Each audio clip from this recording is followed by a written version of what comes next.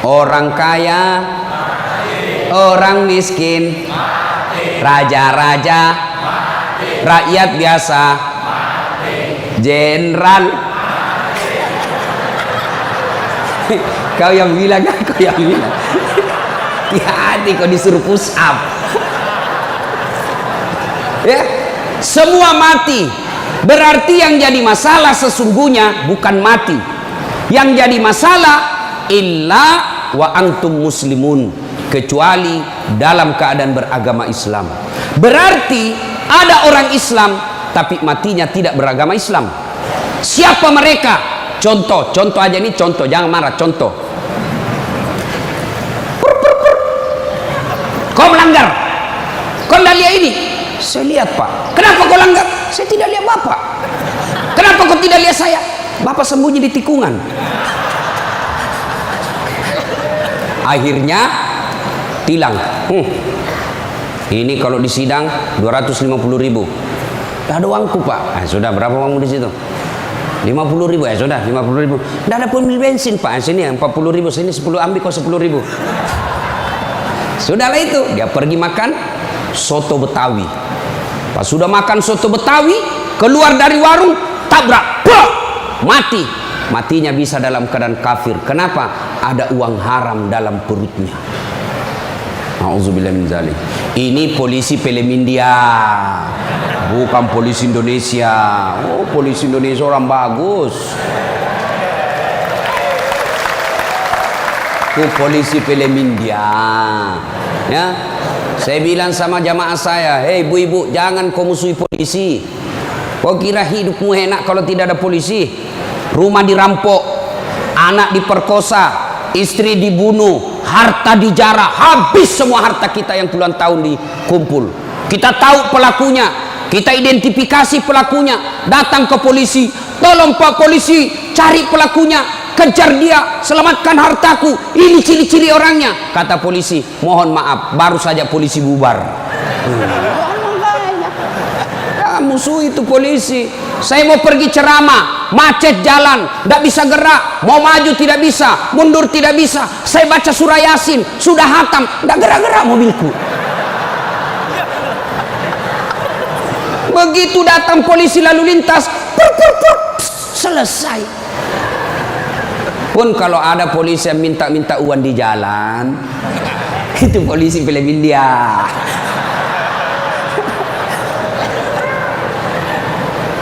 Wa qala idzan Bismillahirrahmanirrahim. Ya ayyuhalladzina amanu dukhulu fis-silmi kaffatan wa la tattabi'u khutuwatis syaitan innahu lakum adu mubin. Wahai orang-orang yang beriman, masuklah engkau ke dalam Islam secara sempurna dan janganlah engkau ikuti langkah-langkah setan, karena sesungguhnya setan itu musuh yang nyata bagi kalian. Musuh kalian bukan polisi, musuh kalian bukan STM, musuh kalian bukan pemerintah, musuh kalian bukan ulama, musuh kalian adalah setan, di mana setan itu musuh yang nyata bagi kalian. Bu-ibu, halo ibu, waktu ibu terima undangan untuk datang pengajian pagi ini, setan kepanasan, setan menggoda, jangan kau datang, lebih baik kau tidur, jangan datang, jangan datang. Itu godaan setan. Alhamdulillah ibu bisa mengalahkan setan di rumah sehingga bisa datang di tempat ini. Apakah bapak-bapak polisi setelah duduk di masjid setan putus asa? Digodanya lagi kita. Nggak usah kau dengar ceramah, nggak usah kau dengar ceramah, pegang HP-mu, pegang HP-mu. Itu setan, itu HP bos, setan. Mengalihkan perhatian. Orang ceramahnya siaran langsung juga, baru 3 penontonnya, pret. Simpan dulu HP bos, simpan dulu. Sudah dikasih tahu HP itu setan, masih dipegang HP-nya, bukan lagi temannya setan, tapi kau sudah jadi setan cilaka. Woi bu, simpan dulu HP. Woi, ibu-ibu yang pegang HP, saya doakan suaminya kawin lagi. Mau kau, bos, dengar dulu. Kenapa saya larang siaran langsung ketika saya ceramah? Dengar dulu penjelasan saya, serius. Saya tidak mau kalau saya lagi ceramah ada siaran langsung. Ya, saya ini dokter di bidang komunikasi, spesialisasi komunikasi massa. Saya belajar soal media, Pak, dan saya sekolah sampai ke luar negeri soal media massa. Saya pelajari itu, dokter saya di bidang itu. Setelah saya pelajari, netizen kita di Indonesia, masyarakat dunia maya namanya, itu ada orang cari uang dengan membuli public figure. Ulama tentunya. Kenapa? Ulama banyak followernya. Saya penonton saya 83 juta. Maka kalau dia datang serang saya, maka penonton saya 83 juta itu lari matanya ke channelnya dia dapat duit. Maka dia cari duit dengan cara membuli public figure. Contoh guru kita Abdul Somad. Ustadz, bagaimana hukumnya main catur? Beliau sebenarnya menjelaskan haram apabila azan berkomandan kalian masih main catur, haram. Tapi dipotong, akhirnya marah tukang catur. Saya juga ditanya, Dasat Latif, bagaimana hukumnya main catur? Haram. Kenapa bisa? Karena kau bunuh Perdana Menteri dan Raja. Ya haram lah. Nah, tolong simpan dulu HP-nya ya. Bisa? Bu ibu, nggak usah selfie, nanti selfie. Saya layani ibu sampai pagi selfie. Ini kan jamaah fans saya ini kan rata-rata ibu-ibu. Tapi ibu-ibu yang sudah muka-muka sakaratil maut.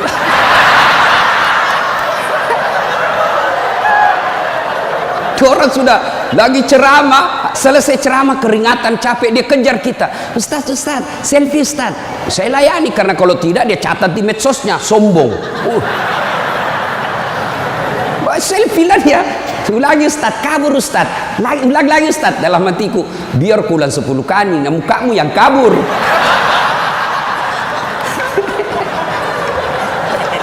Simpan dia bu, boleh bu. Simpan HP Pak, boleh? Boleh simpan HP-nya? Siap?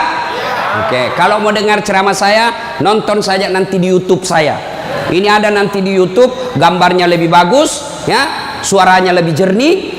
Kunjungi, jangan lupa like and share.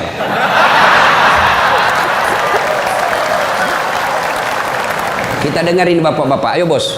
Selawat, jangan mempermalukan jenis kelamin. Ayo.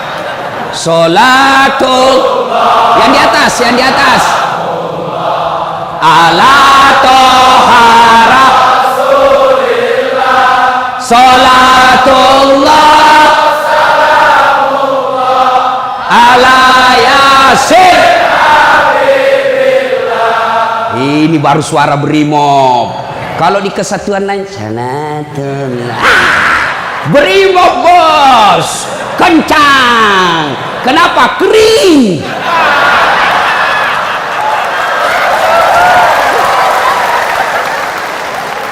Saya ceramah ini gaspol atau rem-rem? Hah? Serius? Hah? Oke, gaspol memang. Satu, dengar. Satu, Nabi itu bos, belum lahir sudah yatim. 6 bulan dalam perut ibunya sudah wafat bapak beliau. Lahir baru 4 hari lahir diambil sama ibu susunya. 4 tahun. Usia 4 tahun baru dibawa ke ibunya, Siti Aminah. 6 tahun beliau pergi ziarah kubur. Waktu itu belum Madinah, belum Madinah namanya, tapi namanya Yastrib. Pergi pulang dari Madinah, di desa Afwa meninggal ibunya. 6 tahun bos. Ada di sini polisi 6 tahun yatim piatu? Coba angkat tangan. 6 tahun yatim piatu. Ada? Tidak ada. Usia 6 tahun meninggal bapak, ibu diambil sama kakeknya, Abdul Muttalib. 8 tahun meninggal lagi kakeknya, diambil oleh pamannya. 12 tahun sudah ikut, 9 tahun mengembala. Mengembala pak, 9 tahun tidak main handphone. Coba. 12 tahun perang, bukan perang agama tapi perang antar suku. 16 tahun dagang. Bukan dagang dari Kelapa II ke Citos, Tanah Abang, bukan. Kenapa? Dari Mekah ke Syria. Bukan naik pesawat, naik onta, padang pasir. Hari demi hari, waktu demi waktu, beliau punya masalah dalam hidupnya. Berarti tidak ada manusia yang tidak ada masalahnya. Apalagi kalian anggota BRIMOB. Nih muka-muka penuh masalah semua ini. Apa masalahmu, bos? Cicilan. Mana ada tidak ada cicilannya di BRI sini? Coba, tuh tidak ada orang tidak ada masalah. Semua penuh masalah. Yang sederhana aja deh, sederhana saja. Saya kasih contoh. Waktu kalian mau SMA, tamat SMA, apa masalahmu? Mau jadi polisi. Terima di SPN, Sekolah Polisi yang tamatan SMA. Sudah itu selesai masalah? Tidak. Masalah baru apa? Penempatan. Mau dapat yang basah. Hati-hati bos, di tempat basah kok gampang tenggelam.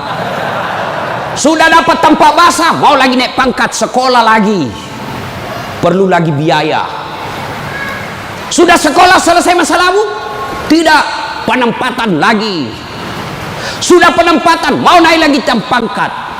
Pangkat tak naik sampai bintang 1, bintang 2, bintang 3.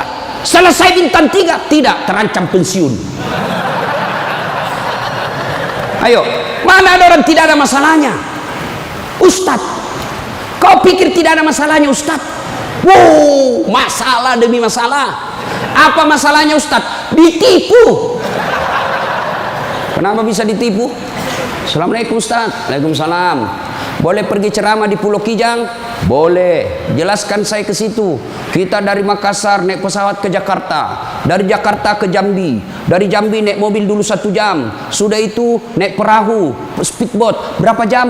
2 jam paling lama Ustaz. Oke, jalan. Sudah tiba naik speedboat? Bukan. Ternyata katinting. Saya bilang, bos, bukan speedboat ini, katinting ini. Yang minum, toko. Ya kan? Kalau speedboat, siung. Dalam hati ditipu lagi saya ini, kurang ngajar ini. Sudah 3 jam, belum sampai-sampai. 4 jam, belum sampai-sampai. Saya bilang, Haji, Bapak bilang cuma 2 jam. Ini sudah mau 4 jam, kita belum sampai. Dia bilang, mohon maaf Ustaz, sebenarnya ini 9 jam Ustaz.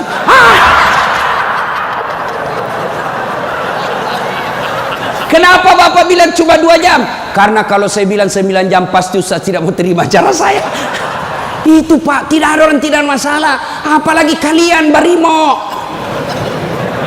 Ini bahasa Bugis. Dia bilang teman saya, Ustaz, kenapa itu orang Bugis kalau bicara selalu ke yang G? Oh itu orang Bugis pinggiran. Kalau kami ini Bugis modern.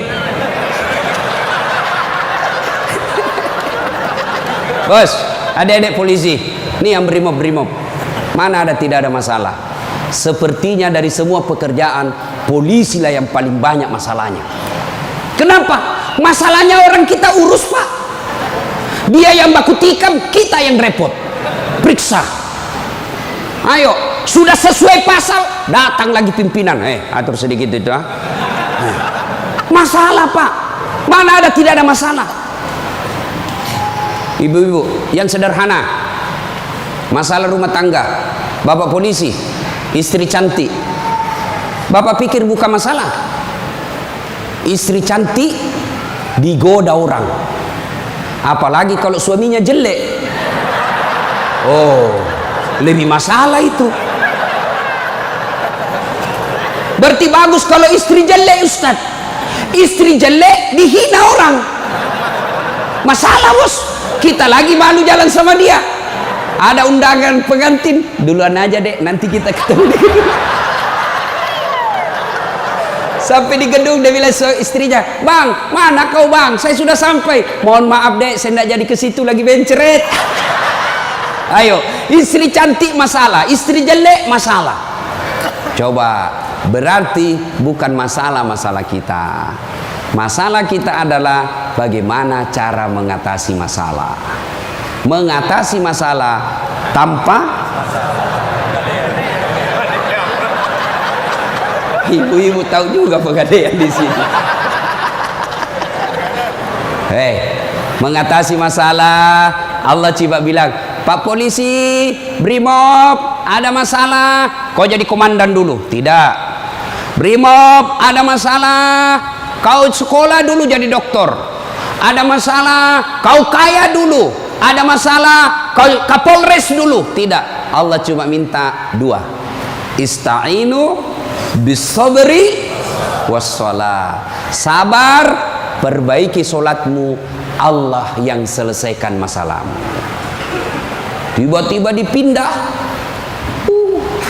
pelosoknya Ambon, jauh sekali sampai ke Masohi. Dari lahir sampai jadi polisi perwira, Jakarta tempatnya. Tiba-tiba dipindah jauh, sabar. Tidak ada kalah ilmu sabar, bos. Percaya.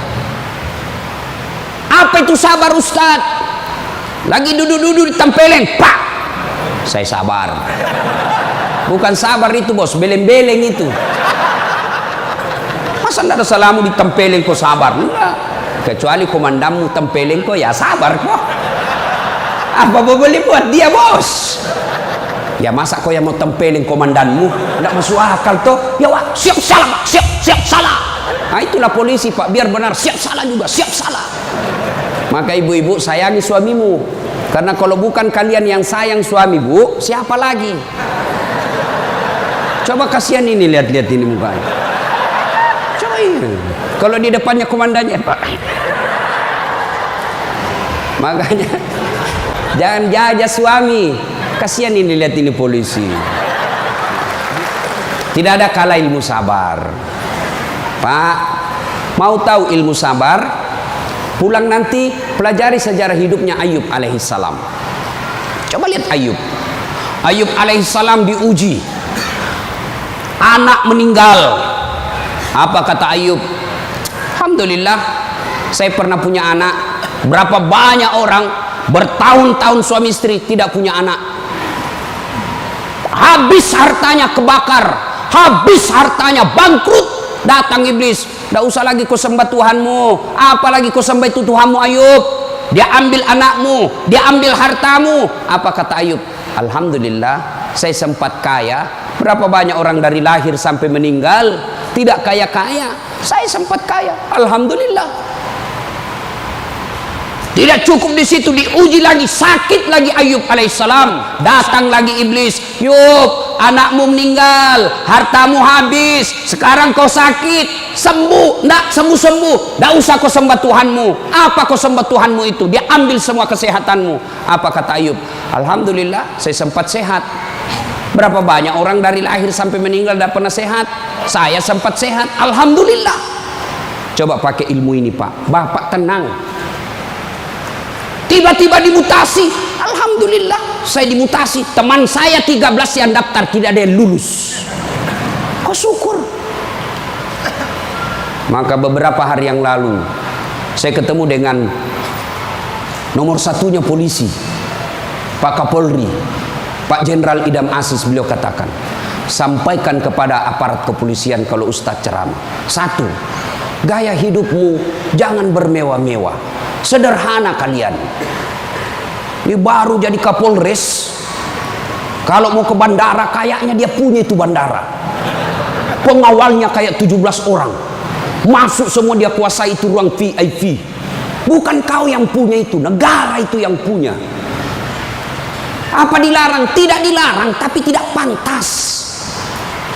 Datang, belum lagi pasukannya istrinya. Lebih banyak lagi itu.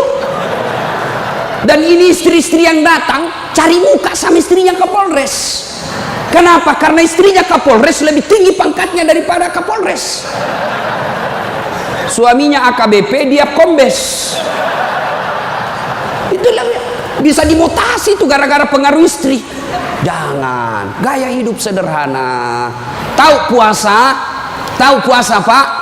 Ramadan Bapak puasa, Bapak polisi? Iya, puasa. Roti halal atau tidak? Air putih halal atau tidak? Nasi halal atau tidak? Tapi siang tahan dulu. nanti sudah maghrib. Maknanya Bapak polisi, kalau Bapak polisi pakai baju coklatmu, tahan itu, jaga diri. Pengendalian diri yang harus. Boleh marah, tapi ketika warna coklat, tahan. Karena di situ ada institusimu. Boleh marah, tapi ketika pakai warna coklat, tahan. Kenapa? Kamu lagi membawai negara. Marah boleh, tapi jangan ketika pakai baju coklat. Itu kalau pribadimu disinggung. Tapi kalau institusimu disinggung, coklat harus maju.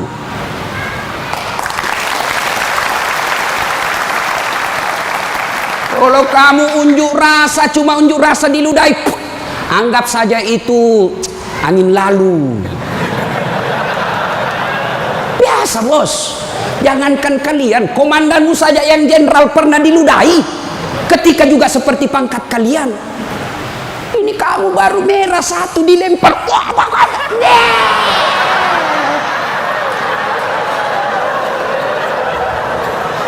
Bos, Rasulullah Pak pergi sholat jamaah, diludahi dari atas. Apa Nabi melempar? Coba kalau Bapak polisi. Tidak boleh begitu bos, kacau negara. Kalau cuma diludahi bos sama anak STM, jangan kau pukul kepalanya orang bos. Saya serius, jangan ketawa, saya serius ini. Pak, Bapak kalau menangani unjuk rasa jangan pukul kepalanya orang, Pak, jangan. Ini ibaratnya laptop prosesor, Pak.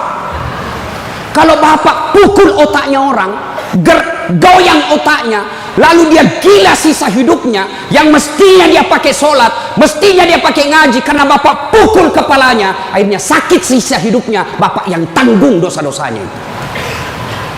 Pukul, tapi kakinya kau pukul, jangan kepalanya. Saya sakit hati Ustaz, saya menderita Ustaz. Itu gunanya Anda dilatih ketika sebelum jadi polisi. Ngapain kalian dilatih fisik kalau mentalmu tidak bisa kuat? Apa gunanya Bapak dilatih? Bawa pasir berkilo-kilo di belakang, lari di sungai, tengah malam disuruh lari, tengah siang hari disuruh lari, panas pagi, siang lari, dingin lari, kadang-kala tidak pakai baju. Apa gunanya? Supaya Bapak tahan tempur. Kalau cuma baru marah, cemen lu men. Bisa? Kamu sendiri yang bilang gaspol. Ya. Salatullah ala toha salatullah ala yasin. Terima kasih. Bapak-bapak senang gak jauh dari rumah? Bu Ade bilang senang. Ada apa ini Bu? Berarti ada masalah dengan ibu. Kalau ada suami yang sudah tidak betah di rumahnya, tidak tenang hatinya di rumahnya, berarti istri gagal menjadi istrinya dia. Bukankah istri kata Nabi yang soleha itu membuat hati suami betah di rumah? Bagaimana suami mau betah di rumah? Ibu kasar ngomong, baru datang ditunjuk-tunjuk, bodoh ini. Ini biasa, ini kan perasaan istri ini kan seperti cuaca, susah ditebak. Kita bawa martabak pulang dengan harapan, oh senang ini, genang ini, bawalah kita martabak. Dapat pelukan hangat ini. Begitu dikasih martabak langsung, apa martabak? Itu voucher listrik habis. Martabak dibawakan, voucher listrik dipersoalkan. Nih. Hei, Bu, hei, buat suami tenang di rumah. Datang suami, sambutlah. Assalamualaikum kakandaku Arjunaku. Langsung suaminya berkata, waalaikumsalam adindaku Sri Kandiku. Istrinya, ih cakep betul abangku hari ini. Langsung suaminya berkata, berarti saya jelek kemarin. Bapak juga tidak tahu dipuji. Lalu suami datang marah-marah. Ibu bukakan sepatunya, tadi hendak unjuk rasa, dilempari, dimaki sama ibu-ibu. Ibu tampil di sampingnya, sabar bang, inilah brimo pilihan hidup. Insya Allah kesabaran abang menjadi amal di sisi Allah. Jangan cari rasa penghormatan dari manusia, carilah ridha Allah. Abang bekerja sama polisi menjaga keamanan Republik, itu jadi amal supaya Ustadz Dasat bisa ceramah, kami amankan Indonesia, jadi amal jariah. Lalu begitu duduk suami, bukalah sepatunya itu yang sudah mulai lusuh, sambil ibu menyanyi, bila kamu di sisiku hati rasa syahdu, sambil peluk cium. Senang sih, itu senang kasihan. Pas sampai lagi dapur berantakan, suami marah-marah, apa kau kerja ini, berantakan semua dapur. Ibu langsung peluk dia dari belakang sambil menyanyi, insaflah wahai manusia. Ya ibu, ini bagaimana suami mau betah di rumah, baru datang ngomel, bodoh memang ini, apa kau tahu? Dia bilang suamimu, apa bodoh-bodoh? Kenapa kau mau sama saya? Apa mau jawab? Sampai lagi kita berharap di rumah romantis, istri di rumah, daster tinggi sebelah, bau asap, mukanya ndak jelas, ada lagi ketimun disimpan di matanya. Nonton sinetron, dia angkat keteknya sambil dicabut. Bagaimana kita tidak cepat sakaratil maut? Hei, bu, buatlah suami betah di rumah, supaya suami berkata, meskipun saya menderita di jalan, meskipun saya susah di unjuk rasa, meskipun saya dimaki sama komandanku, tapi ada istri di rumahku, bidadari dalam surgaku. Bisa ibu? Bisa? Serius? Bisa? Nah, itu semua bisa kita lakukan apabila kita sabar. Yang kedua, sholat. Bapak ketika ada masalah, perbaiki sholat. Bapak mau jadi Kapolres, mau jadi Danton, mau jadi Kapolda, tidak usah cari muka sama pimpinanmu. Capek cari muka sama manusia. Siap. Tidak laku men. Cari muka kepada Allah. Kerja saja tugasnya seperti profesional. Kata Pak Jenderal tadi, lakukan yang profesional, meningkatkan sumber daya polisi, kirim pendidikan, jaga akhlak, perbaiki attitude. Insya Allah Bapak lakukan itu, Allah yang ngurus pangkat jabatannya Bapak. Kalau Bapak cari muka sama pimpinan, ganti, cari muka lagi yang baru, ganti lagi, cari muka lagi. Lebih baik Bapak perbaiki kerja sebagai polisi, tegakkan aturan dengan kepolisian, jaga harkat dan martabat institusi kita, biar Allah yang jaga kita punya. Sholat Pak. Saya kasih contoh Pak, kalau Bapak dipanggil sama jenderal, ada kan ajudannya jenderal kan?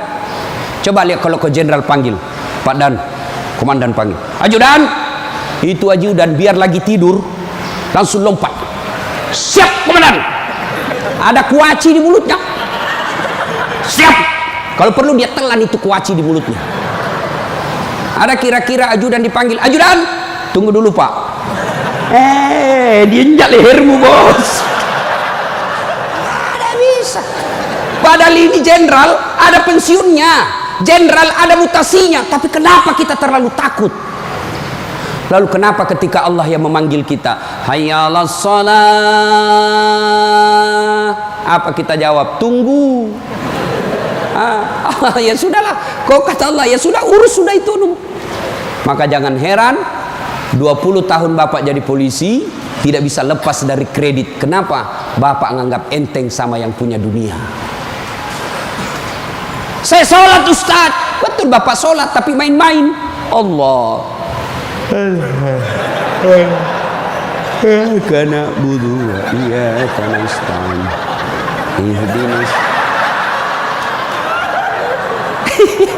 Siapa ajar kau sholat begitu? Allah.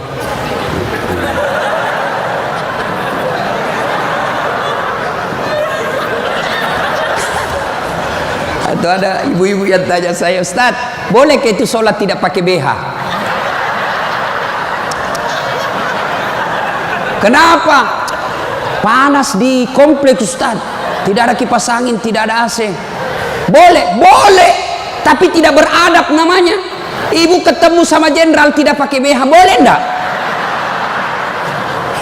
Iya jenderal.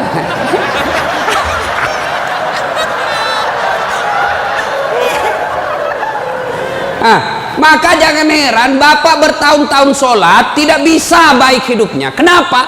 Bapak sholat semau-maunya. Sholat yang dicari duit.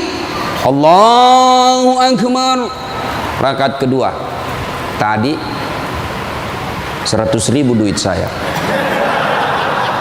Beli nasi bungkus 50.000. Voucher 30.000. Mana yang 20.000? Allah. Mana sih simpan? Allah. Bagi assalam. Oh, di bawah sadel. Bapak selama sholat cari duit. Ya. Ya. Maka begitu ada masalah Pak, perbaiki sholat. Di komplek kita ini, tiba waktu azan, Bapak tidak latihan dan tidak sibuk, datang ke masjid.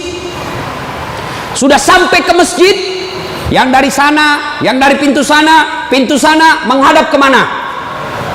Menghadap kemana? Kemana? Barat.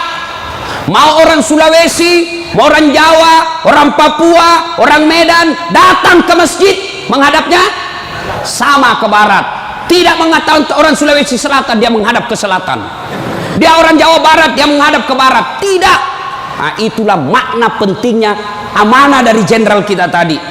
Kita ini satu kesatuan. Tidak boleh ada berkata polisi Bugis, tidak boleh berkata polisi Jawa, polisi Papua. Tidak. Anda kalian adalah polisi Republik Indonesia. Coba lihat kalau Bapak sholat, boleh enggak pakai bahasa masing-masing? Boleh? Enggak boleh, kacau Pak. Coba kalau kita sholat pakai bahasa masing-masing. Yang jadi imam keturunan Arab. Allahu Akbar. Makmum brimob dari Bugis, dia takbir pakai bahasa Bugis. Pungallahu ta'ala malopo. Sudah ribut kan orang langsung. Datang lagi orang Padang, dia takbir Allah nan gadang.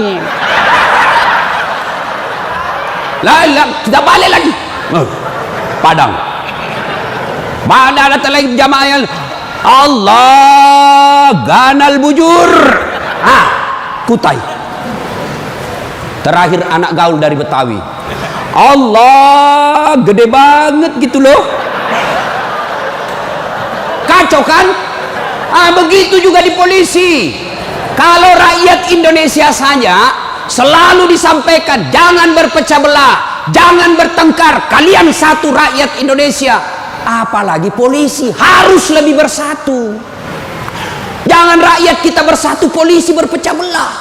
Oh kami brimob, oh kami Kopassus Densus, oh kami Kegana. Enggak, kalian adalah polisi rakyat Indonesia. Bagaimana agar muncul persaudaraan? Kata Nabi, umatku itu, polisi itu kalau diaplikasikan dalam polisi itu seperti badan ini. Coba lihat badan kita Pak, satu sakit yang lain ikut merasakan. Tangan kanan gatal tanpa disuruh kiri yang garuk, tangan kiri yang gatal tanpa diundang kanan yang garuk. Gatal dua-duanya kerjasama. Begitu kalian jadi brimob, Begitu kalian jadi polisi, coba ada anak muda lagi jalan malam-malam, tahan tuh kakinya, kaki tahan tuh, semua ikut merasakan. Pertama yang bereaksi mulut,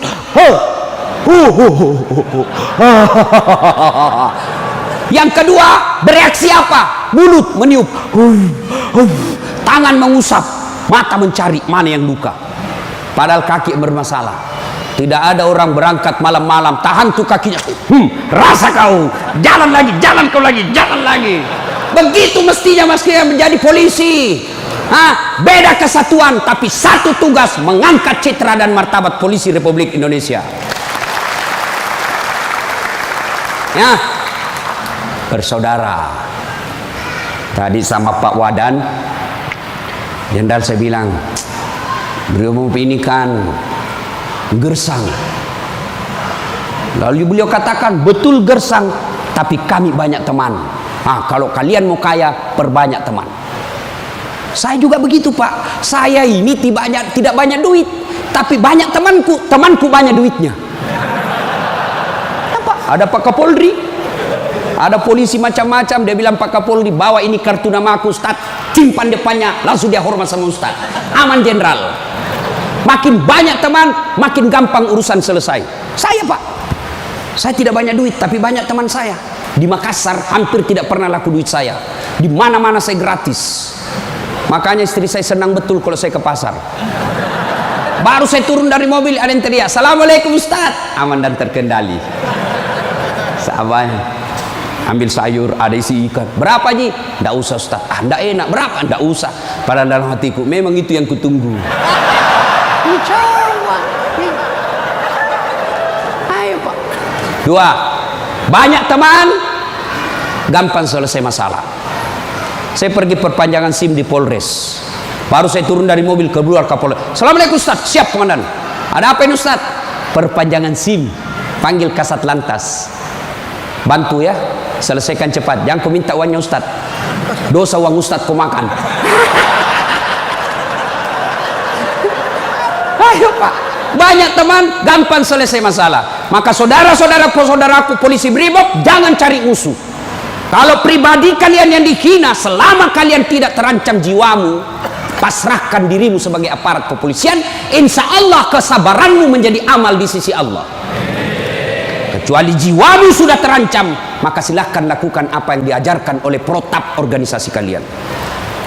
Bisa? Berikutnya, cintai keluarga. Ini pesannya Pak Kapolri. Sederhana dalam hidup. Syukuri diri sebagai anggota polisi. Ini perlu saya ulang lagi. Bapak-bapak ini harus bersyukur sebagai orang polisi, anggota kepolisian Republik Indonesia. Kenapa bisa Ustaz? Saya kasih contoh. Bapak-bapak, halo Pak polisi, boleh enggak pakai songkok begini? Boleh. Boleh, malah dicintai rakyat kalau Bapak polisi jalan pakai songkok. Boleh Bapak pakai gamis seperti ini? Boleh. Boleh pakai serban? Boleh. Tapi boleh enggak das atletik pakai bajunya komandan? Pak Jenderal, ditangkap saya Pak, polisi gadungan. Maka syukuri bajunya Bapak. Ini tidak semua orang bisa pakai bajunya Bapak coklat itu. Maka syukuri dengan cara apa? Angkat harkat dan martabatnya, tingkatkan profesionalisme, tingkatkan ilmu kalian, lalu jaga institusi. Kalau pribadi dihina, selama itu tidak menyentuh keselamatan jiwa kita, sabar saja. Insya Allah kesabaran itu, innallaha ma'as sabirin. Allah bersama dengan orang-orang yang sabar. Dan yang ketiga pesan Pak Jenderal, Pak Kapolri, apa pesan beliau? Berbuat baiklah kepada keluarga yang setiap hari mendoakan. Ini istri-istri kita. Bapak-bapak, istri, dia tinggalkan kampung halamannya di Jawa. Dia tinggalkan kampung halamannya di Sulawesi. Ikut ke suaminya sebagai polisi. Lalu kenapa ketika ikut kita sengsarakan, kita tipu, alasan rapat, ternyata pergi merapat. Teman selingkuhnya ditulis namanya di handphone komandan. Nah ini juga kalau ibu-ibu suka periksa HP. Makanya ibu jangan suka periksa HP-nya suami. Bagaimana kita tidak bohong? Setiap kita pulang kau periksa semua. Ada ibu-ibu tanya saya di Makassar, Ustadz, bagaimana supaya suami sehat jantungnya tidak serangan jantung? Apa doanya? Saya bilang, tidak usah kau baca doa. Bagaimana caranya Ustadz? Jangan lagi periksa suamimu punya HP. Semakin sering kau periksa, makin tekanan jantung dia. Apalagi kalau dia lupa pasang passwordnya. Sampai ada kemarin di warung kopi curhat sama saya, Ustadz. Ternyata itu handphone berpengaruh terhadap tingkat kehusuan salat. Gimana caranya? Saya lagi takbir, Ustadz, baru takbir pertama, rakaat pertama, Allahu Akbar, bunyi handphone saya. Dan itu ada istriku di samping, Ustadz. Baru rakaat pertama, masih 3 rakaat ini, Ustadz. Mati didapat, diangkat istriku, mati tidak bisa husu. Istrinya langsung ngomong dari samping, ya sudah lanjutkan saja, husu saja, saya tidak angkat ini HP-mu.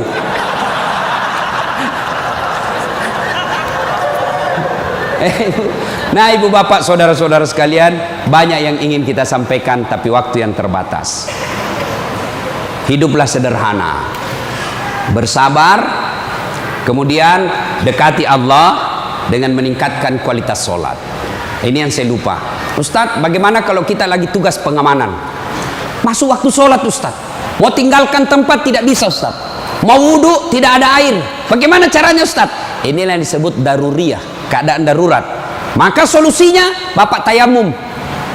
Saya ajarkan tayamum. Lihat Pak Polisi, ini baju dilinting naik ke atas. Kalau bapak pakai lengan panjang, ya, linting sampai atas.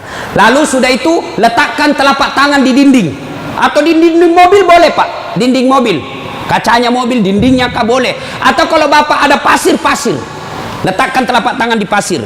Sudah itu bertepuk. Jangan langsung begini Pak. Bapak pasti tidak sholat itu, masuk tanah, pasir. Bapak tidak jadi sholat. Itulah sebabnya suruh tepuk kalau sudah letakkan pasir. Sudah itu gosok wajah, usap. Semua. 1 kali sudah sah, 3 kali lebih bagus. Sudah itu letakkan lagi telapak tangan di dinding mobil berimob. Sudah itu usap kanan. Usap kiri. Selesai. Jam tangan lepas, cincin lepas. Kenapa? Karena kalau ada jam tangan tidak terusap, dibawanya jam tangan. Sudah, silahkan sholat. Kita jaga pasukan, Ustadz. Ini unjuk rasa di depan. Namanya salat khaf. Misal bapak 10 orang. Yang saf pertama 5 orang di depan. Saf kedua 5 orang di depan. Maka cara sholat jamaahnya, yang di depan siaga dengan apa itu, tamengnya. Saf kedua selesaikan 1 rakaat sholatnya. Naik saf kedua, saf pertama selesaikan 1 rakaat, serap ke saf kedua siaga. Boleh sholat begitu Pak. Begitu tidak bolehnya ditinggalkan sholat, sehingga sholat keadaan apapun boleh dilakukan. Sepatu, tidak usah buka sepatunya Pak, pakai sepatunya. Itu kalau di lapangan. Kalau bapak pakai sepatu masuk masjid, dibully Pak. Kalau dalam masjid jangan, tapi kalau di lapangan silahkan. Namanya keadaan darurat. Ini Ustadz, unjuk rasanya sangat mepet Ustadz. Susah sholat lagi duhur dengan asar, bapak jamak. Allah tidak memberikan kesusahan buat kita. Begitu pentingnya sholat, ya? Maka ibu bapak, saudara-saudara sekalian, ketika bapak ibu dekat dengan Allah, maka Allah akan mencintai bapak ibu dengan derajat maqamam mahmuda. Saya angkat derajatnya. Ibu bapak, saudara-saudara sekalian, inilah tausiah kita pada taklim kita kali ini. Mudah-mudahan ada manfaat. Terima kasih Pak Jenderal yang telah memberikan waktu saya untuk datang di tempat ini. Saya berharap mudah-mudahan bapak-bapak polisi ditingkatkan kesabarannya, dikuatkan imannya, kemudian dibahagiakan keluarganya. Biar bapak tinggi pangkat, biar bapak punya duit banyak, tapi istri membangkang, anak narkoba, demi Allah, Allah telah mencabut kebahagiaan hidup bapak. Dan itu penyebabnya bukan karena Allah tidak cinta kepada bapak, tapi karena bapak jauh dari agama. Dekat dengan agama, maka Allah akan pelihara bapak ibu. Bukan hanya pangkat jabatan yang dipelihara, tapi insya Allah dipelihara sampai ke akhirat. Tidak ada pilihan lain kecuali kita mendekatkan diri kepada Allah. Pangkat jabatan yang kita miliki ini Pak, wa mal hayatud dunya illa mataul hurur, hanya perhiasan saja, canda guroi saja ini hanya sandiwara yang pasti kita akhiri. Karenanya jadilah polisi Republik Indonesia yang terus bersinar menyinari rakyat Indonesia, sehingga Bapak menjadi polisi yang bukan saja dicintai oleh negara, tapi juga dicintai oleh seluruh rakyat Indonesia. Dan itu jalan keluarnya tidak ada lain kecuali mendekatkan diri kepada Allah Subhanahu wa taala. Demikian, mudah-mudahan ada manfaat.